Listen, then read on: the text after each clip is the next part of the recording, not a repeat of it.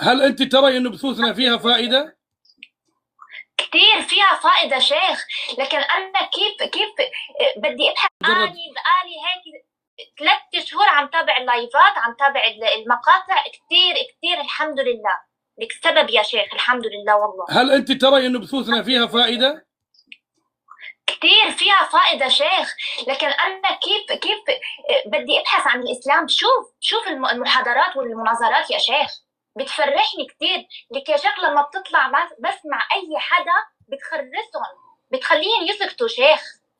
لك يا شيخ ما في حدا عن جد قدران على السنة شيخ، والله ما في حدا قدران على السنة يا شيخ. أنا لما جيت أدخل على الإسلام فكرت تكون شيعية سنية. طب الشيعة هدول في شيء غلط، كلهم مسبات، كلهم ما في علم شيخ. لكن إذا بتطلع يا شيخ أنت أو الشيخ وليد إسماعيل هيك بحجة في كلام بدون قلة أدب ولا مسخرة ولا طريقة، لا هيك في علم يا شيخ. وفقك الله، الله في يوفقك. علم الحمد لله رب العالمين. بارك الله فيك.